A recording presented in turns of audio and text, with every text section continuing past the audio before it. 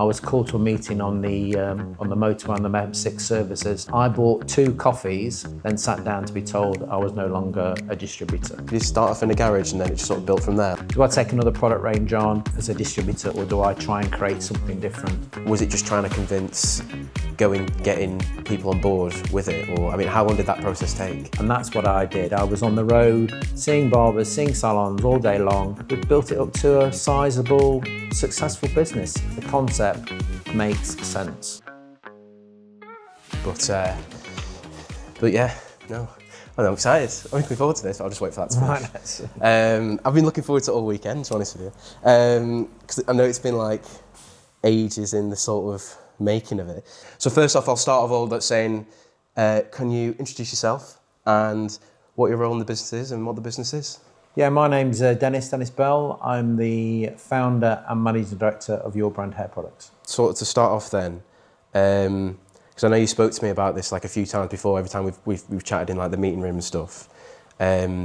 How did it sort of like, what sort of inspired you to sort of make this brand and everything? Like, what was the sort of main call into it?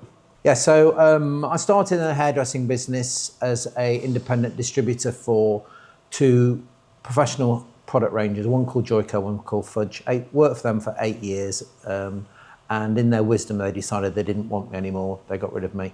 What had happened is I was probably a victim of my own success. I built up a really good clientele, and they decided then to put it into some of the larger distributors and gave me the big elbow, basically. So that was a catalyst for me to look at what I wanted to do. Do I take on another product range, American product range, Australian product range, work really hard and do exactly the same thing? But I thought, no, I wanted to do something that I'd be in control of. So that was really the inspiration to start Your Brand Hair Products. I believed there was a market there for salons and barbershops to sell their own branded products. But I knew from my experience that even though it was a strong concept, the main thing with hairdressers and barbers is they won't recommend or retail a product they don't believe in. So I got to work formulating some products and started in a really small way. Went to see a number of my clients and asked them to road test the products, and I started that way with just 3 products. I spent a lot of time tweaking the products, and the feedback was really good. Can you go through like the story on what happened? Because I remember something you said to me a few weeks ago, and it was about, were you on the motorway or something, and that's when you got told about it. Can you just go through that story again? Oh, I got dumped, yeah. Yeah, sorry, I'm just interested to hear it because... So one of my mantras is necessity is a mother of invention. So it's basically when you've been dumped from a big height or something horrendous happens in your life, then basically it gives you an opportunity to maybe stand back a little bit and think, what do I really want to do? So I was in a position where I'd got a young family, I'd got overheads, I'd been dumped by these suppliers, and I had to think what I wanted to do. Also, quite a funny story really, when this company got rid of me, basically I was called to a meeting on the motorway on the M6 services. I bought 2 coffees, then sat down to be told I was no longer a distributor. So the most thing that irritates me the most is that I actually bought the coffees. Yeah. But however, that was probably one of the best days in my business life because that was the start of this company. And if that hadn't happened, then maybe I'd still be selling those products or whatever. So sometimes these things that happen in your life at the time may seem as if they're very traumatic, but when you look back on them, they're probably an opportunity for you to, be it in my business or in any business, for you to then take that opportunity and run with it and hopefully be even more successful than you could have been. How was it like sort of from, because you start off in the garage, right? Did you start off in the garage and then it just sort of built from there? Like what year did that, was that where you started? So I was at that time looking to see what I was going to commit myself to. Do I take another product range on or as a distributor, or do I try and create something different? At that time I was selling accessories to hairdressers, and then I started to slowly introduce the concept of them having their own product range. Started in a very small way, I mean, just sort of like, what was the first few weeks then? I mean, when you're in that garage, it's about 15 years ago. So, was there anything that sort of stands out to you in terms? Was there any like key? What was the key sort of factors in like what made the business move forward? I first realised that the concept seemed to be attractive when I went to see one of my best clients in Manchester, and I showed him these 3 products and said, "Can you try and evaluate these, Peter?" And he said, "Yeah, fine." So I went back to see him in a few weeks' time, and he said, "Dennis, the products are really good." He said, "In fact, I'll give you an order now." So he wanted to order 500 of each of these products, which was for me at that point, it was a huge order. And I said, "Well, Peter, I haven't got 500 products I can let you have, but I can let you have 24 of each." So we started in a really small way, and that was really the catalyst to starting the business.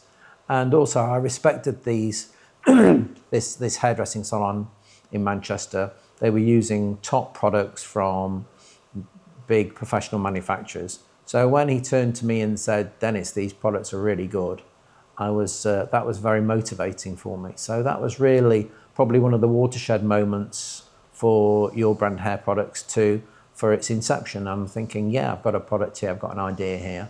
And that's how I started. Yeah. Was there anyone that sort of like doubted it? Was the thing thought is it worth going into, or was there anyone just sort of like that just doubted the business idea? So one of the big challenges was to speak to hairdressers and barbers and really speak to them to say, when your customer comes in to have a haircut or a colour, etc., they feel very, very confident in you to do that. I mean, I used to say to people, there's no other profession other than maybe medical and dentistry that you have such an influence on your clientele, where basically anybody can walk into your shop. So I could say to a barber, David Beckham could walk into your shop and David Beckham will do exactly as you tell him. So David, go and sit in that chair. David, put your head to one side. David, we're going to wash your hair, put your head in that basin. He'll do exactly as you tell him. There's no other businesses other than maybe medical that has that influence. So that's where I was coming from and trying to convince hairdressers and barbers, look, it makes sense for you to sell your own product range along with your other services. It makes total sense. So that was really my mantra. That was the thing I used to speak to people about, still do now, to say, don't underestimate yourself because you're in a fantastic position.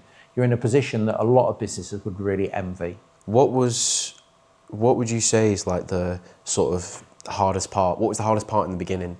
Was it just trying to getting people on board with it? Or, I mean, how long did that process take? Well, the hardest part, like anything in life, I have again another mantra, is the door to success is labelled push. And it's basically you have to go through that door and have a conversation with people. And that's what I did. I was on the road, seeing barbers, seeing salons all day long, speaking to people, leaving people samples, leaving stylists samples, because let's be honest, I'm bound to sit here and say how wonderful the products are. But at the end of the day, you are the professional. You need to trial the products. You need to evaluate the product. Even today, we have sample packs available. We send sample packs over to clients for them to trial the product. And let's be honest, if you trial the product and you like the product, then you're more convinced about the concept. So that's what I knew I had to do. I had to speak to stylists, speak to barbers, and say, look, this is what we do. This is the thoughts about it. And I felt also it made complete business sense. If I'd been walking in there with another product from, like, say, the States or America, there's hundreds and hundreds of products out there. But what's the unique selling point? What is the reason you would buy it? Maybe because you like the rep, or the products are okay, or the bottle looks nice. Well, that goes, without saying they have to do that because you're selling those to a professional stylist. But I was trying to offer more of a business orientated type of idea to say, build your business with your own products. It makes sense. It's got your name on it. When you sell it to your clients, they take it away. When they run out, they have to come back to you for it. They can go onto your website. They come back to your shop. So that's really the concept. So in one way, from a sales point of view, it was a relatively easy thing to talk about because I felt it made total business sense for them to buy into this concept. I mean, was there, in terms of like just going on the topic of like sacrifices, was there any sort of sacrifices that you had to make, maybe from like a work-related point of view, and maybe was there any like from a personal sort of family point of view, do you think? Just going into this? Well, if you're running your own business, you know, as stylists and barbers out there, you know what it's like. You've got to be committed to it. You've got to believe what you're doing. So, you know, there's no easy ride, but you know, that's just part of the job. I had to go out there and knock on doors and walk through the doors and speak to people. But you know, I did that, and we've built it up to a sizable, successful business. But the reason it's successful is the concept makes sense. You know, I was reading some stats the other day. The barbering and hairdressing industry is booming at the moment. They reckon in the UK, the turnover, particularly on barbering and men's products, is heading for £63 billion.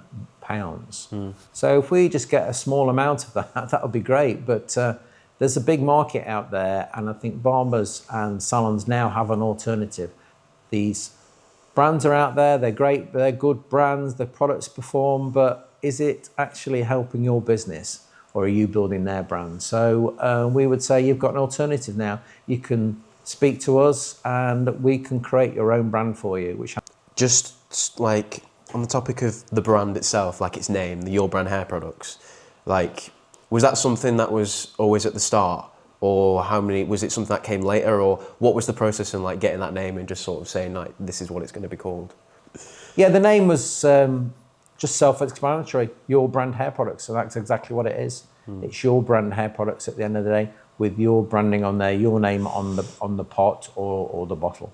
Someone new comes to you and they ask you a question like sort of, you know, what makes this different to another business that does the similar sort of approach? What makes these products different to other companies that do this, whether it's in the UK or globally? What makes Your Brand Hair Products unique is, I would say, the bottom line is the quality of the products. That was from the inception all those years ago. I knew that if I wanted to speak to professional hairdressers and barbers, then the main thing had to be the quality of the product. I've never met a hairdresser or a barber who will sell a product or recommend a product to their clients that they don't believe in, that they know it needs to perform. So they won't sell a product that doesn't perform. So that was my main concentration when we first started. The quality of the product had to be good, because if not, it was not going to work. I mean, so with like the business as well, so someone who's starting up their own business and everything like that, what would you say that's like sort of one common mistake about people that sort of starting up their own, whether it was like a company or anything like that? What's one mistake that you sort of see?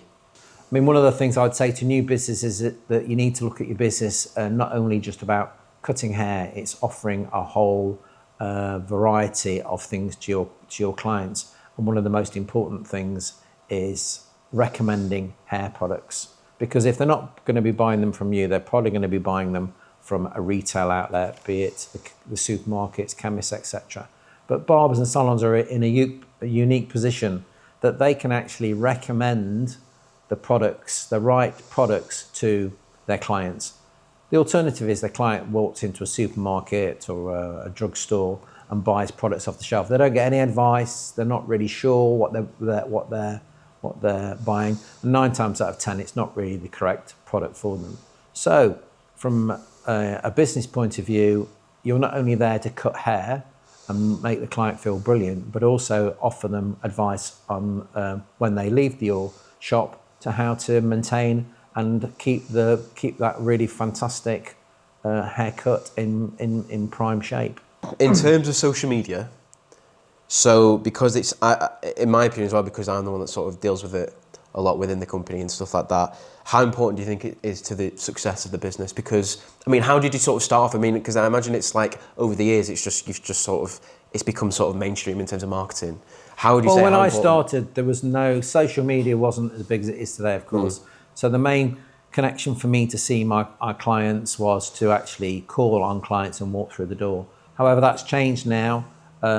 We now supply over 40 countries worldwide. So, of course, the days of walking into salons is, well, in barbershops, that doesn't work so much now. But saying that, we're always at the end of a phone. I feel that we're a traditional, older traditional type of business in that we like to talk to our clients. Particularly in the early days, it's important when a client comes on board or is exploring whether to have their own product range. It's good that they can talk through the concept and how they want it to look with us. And that's a big part of our business. So we're never going to be one of those businesses that it's all done online and it's all done remotely. We like and want to speak to our clients. Something that I've seen over the past few months of being here is that, when you've had new clients, they've either, you've been speaking to them directly, but also they've been coming to the office and, sitting down and then talking about everything really.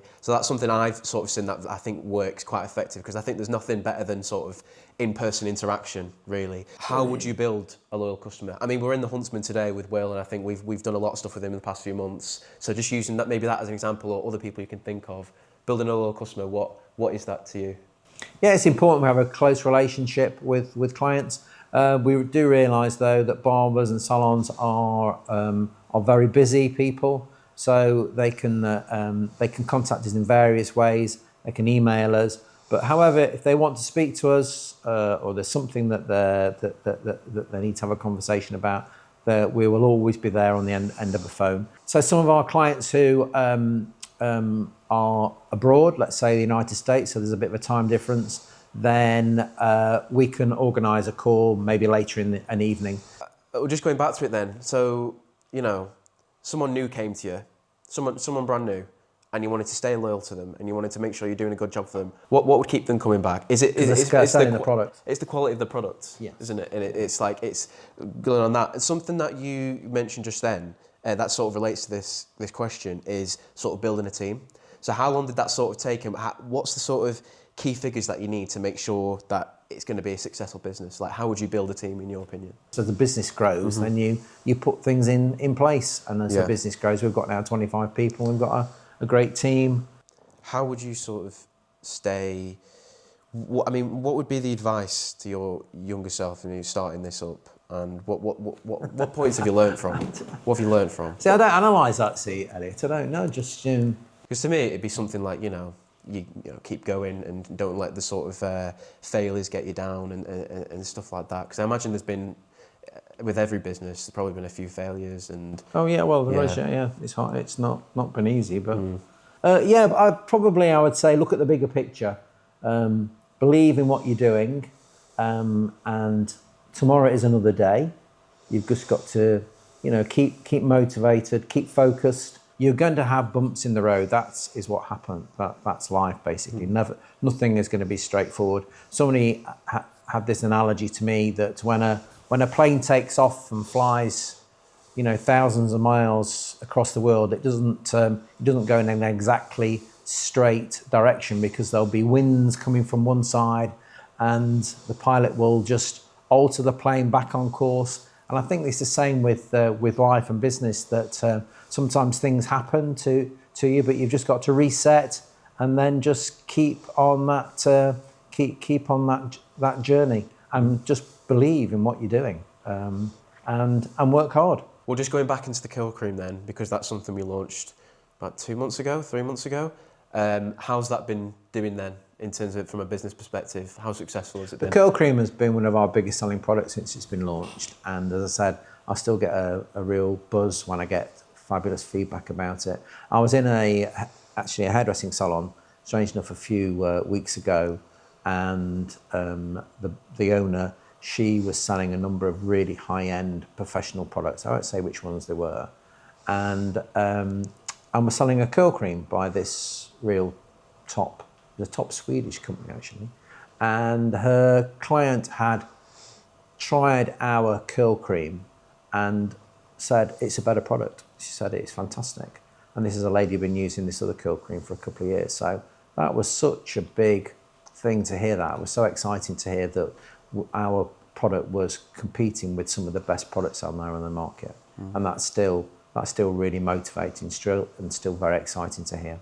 So in terms of the future of the brand, what are the main goals for you? Like, what would you say, what's the future vision? Like, where do you want to go with the business?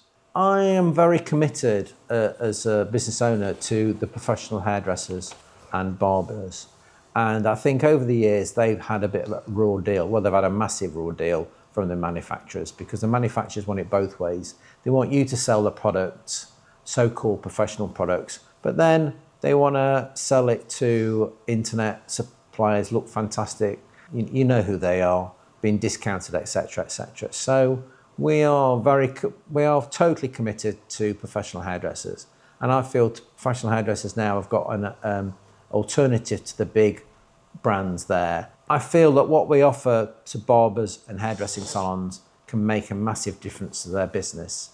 It's not only just about cutting hair, but now they can sell a product, a really good professional product that looks fantastic, got their own branding on it, and it means that their clients are locked into their business. It means they're not going to go elsewhere to buy the product, they're going to come back.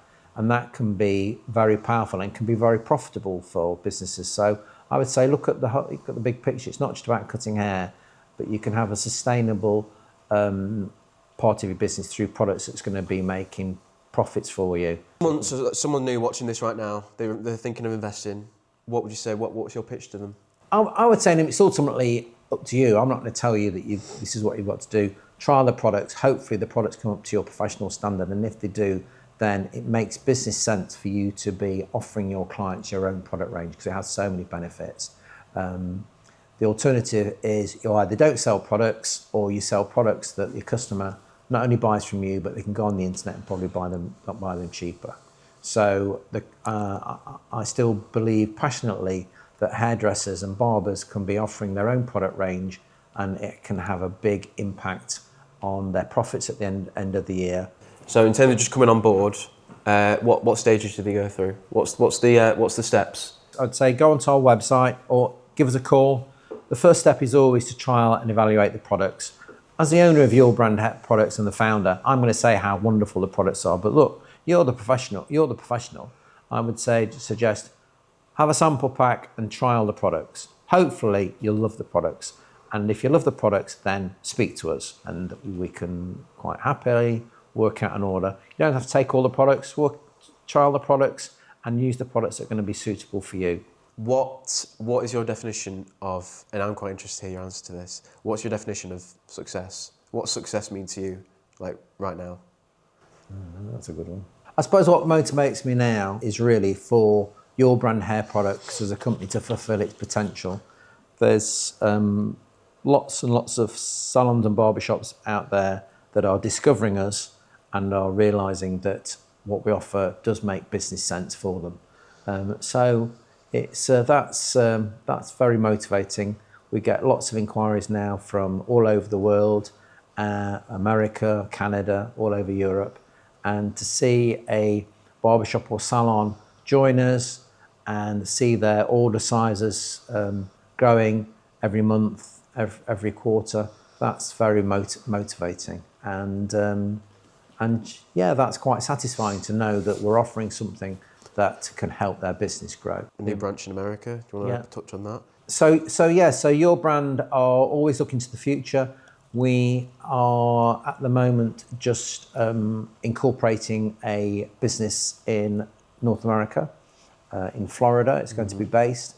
The North American market is a big market for us, but over the last number of years, it's been problematic with tariffs, etc. So we're just in the process now of opening our US-based business. It will be a distribution facility. So we'll be shipping products from the UK to our distribution facility, and then they will be being shipped directly to our customers in the United States. So we believe our customers in the United States will have a much more robust and more efficient service. We're also in the process of having a European distribution point. Again, Brexit has been very difficult for us, but we've got a fantastic team at Your Brand Hair Products, and we've been able to expand our business in Europe, even though it's been very difficult at times.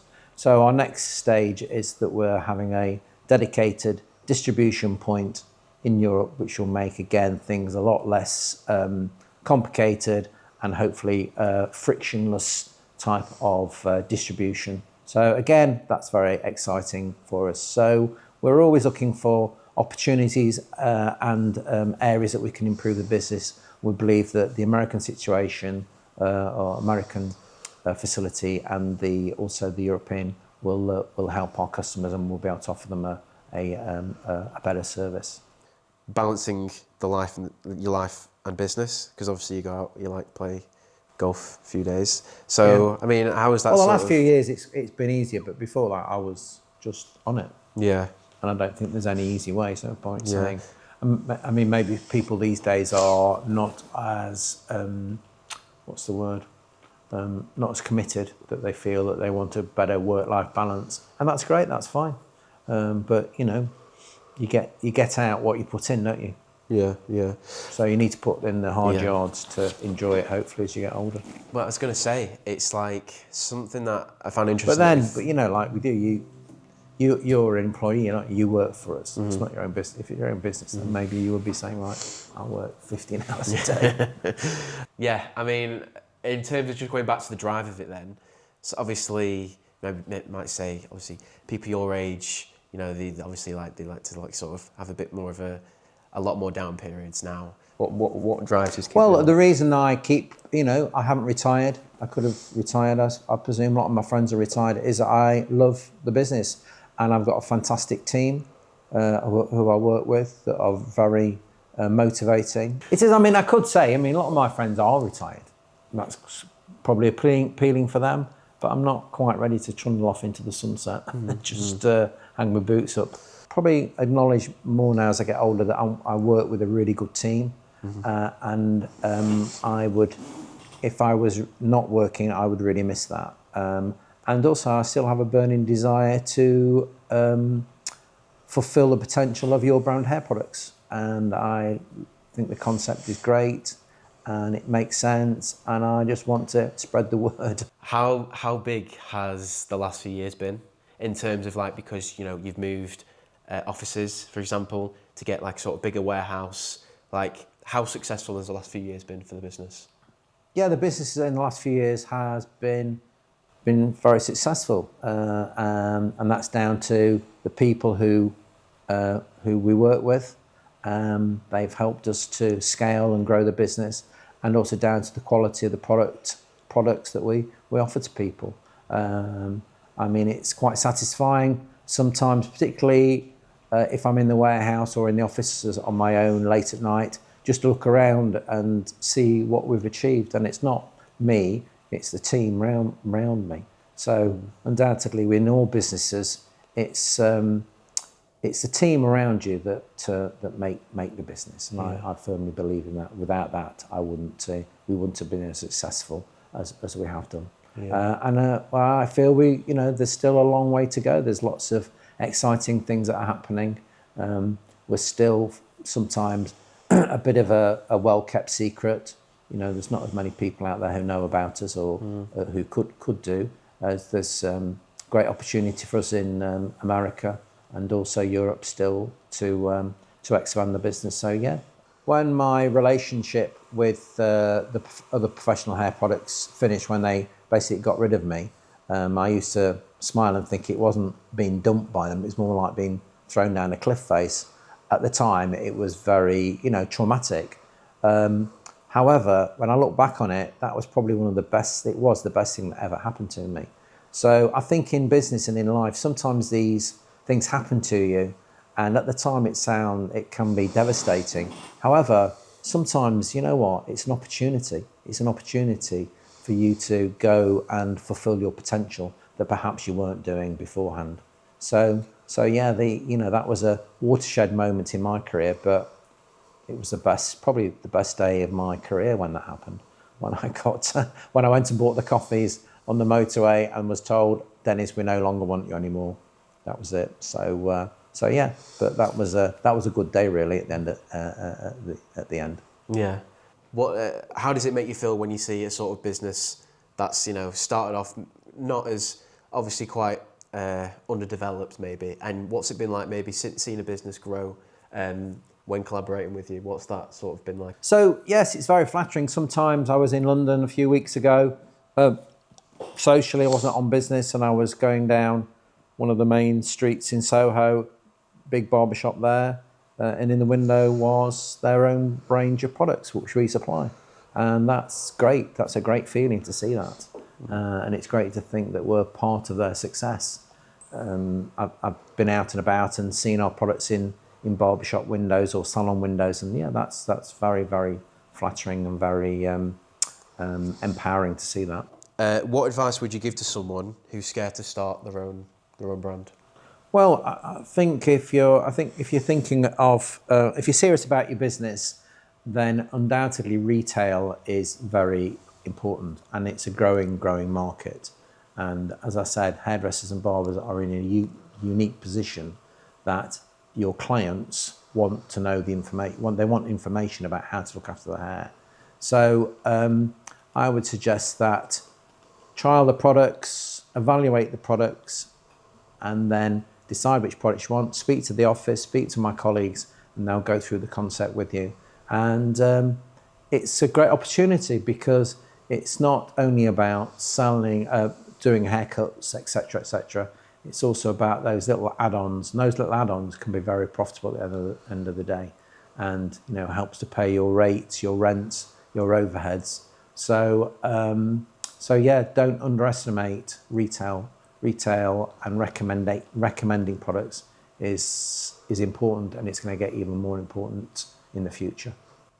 Did you ever see the potential of this being a big business when you started? Yeah, I always thought that the concept was there was so much potential with that. There was a lot of big brand names out there. We all know the names, and they were doing very, very well. And I thought to myself, it made sense that if people go into a barbershop and a salon, they buy your brand, they buy your name above the door. Then it just happens to be that you sell them other brand products. So we're saying, well, there is now an alternative. They're coming in to buy your brand, your name above the door. So it makes sense that the natural extension of that is for you to offer your own branded products to your clients. So so starting off, was it more sort of salon centric than barber centric? The products that I was selling at that time was Joico, which was prescriptive, high quality, salon orientated product. And then I also was a distributor for a product range called Fudge, which was more sort of younger orientated type of product, and was starting to get really popular in barbershops.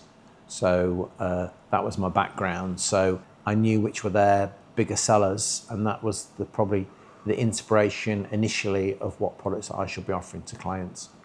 Start off with those small number of products, and now seeing like a range like this, like I've got here, like how does that make you feel? I think one of the things about our success was that we tend to listen to our customers. So a lot of the new products that have been developed with talking to our customers. So things like salt spray, that was a big pivotal moment in the business. It was one of our top sellers. Powder, volumizing powder came along. The new curl cream, and these were all sort of inspired by speaking to our clients and our customers, giving us feedback that that's something they'd be interested in. Yeah. So yeah, we tend to like to listen to our customers, and their opinions are very important to us. Mm. How easy would you say it is for customers to sort of get in touch with the business about any questions or anything like that? Yeah, as a company, listening to our clients is very important. I mean, ultimately, they're the professionals. They're on the sharp end. They're doing the haircuts and doing the business in the salons. So any feedback, it's very well received. And as I said, that's the feedback we get from our clients are the inspiration for a lot of our product developments. I mean, you went into it knowing that there was going to be setbacks, there was going to be... A lot of years ago, I was going to a client, and this was a woman who had a really successful salon chain of shops, very successful. I remember on her desk when I went in to see her, she had this plaque. And on this plaque it said, "The door to success is labelled push." And I always remembered that. And it was so sort of, made such a lot of sense to me, because I used to think to myself, you know what? When I'm out on the road with my bag of samples, to be successful, I need to push through that door. I need to go through that door and just tell people about what I was doing. So that's probably, you know, in any businesses, yeah, the door to success is labeled push. You've got to push through that door, and if you do, then you never know what's on the other side of it. Was it hard, just sort of like when you're going out on the streets and going into different shops? Like, what was like? Were they long days, or what were they like? Well, you know, that was the way that that you spoke to your potential clients. You know, there wasn't any social media in those days. You had to go into the shops and hopefully be respectful to to the people you used to meet, and hopefully if they'd got time, you'd wait in the shop and then speak to them and just say, "This is what we do." And some people got it and some people didn't. So I'm just going to ask you, let's sort of rapid fire questions now. So, favourite product ever? What's your favourite product? Because grooming clay was the product that put really the business on the market. It's our hero product. And in the really early days, one of my clients in Liverpool had won the prestigious American Crew photographic competition. And he was going to Los Angeles with American Crew to do a photo shoot. And he was also a really good customer of ours. And I remember speaking to him and he said, "Dennis, American Crew is a great product range, you know, et cetera, et cetera. But he said, grooming clay is the product. That is a fantastic product." And that was such a pivotal moment with me, because I realized that our products could compete with the big brands that are out there. Not only compete, in some instances they were better. What about worst hairstyle trend? What's the worst hairstyle trend? What's the worst hairstyle you've seen? There is, you'll have to Google it. There's a golfer, isn't there? There's a golfer called Cameron Young, I think. Okay. One product to sort of survive forever. What's one product that you think just does the job for someone? What's that? What would you say that product is? Well, I'd say grooming clay. Yeah. Because I just think it's such a versatile product. You know, we've got probably over 40, 50 different products, but and you know, the new curling cream is proving really, really popular, and I still get a buzz out of speaking to our clients who've taken the product and come back and say, "Dennis, this is a fantastic product." I still love to hear that. Thank you very much. Appreciate it. You can find the products at the yourbrandhairproducts.com website. You can also find our social media, Your Brand Hair Products, on Instagram, TikTok, Facebook, LinkedIn. And yeah, thank you very much.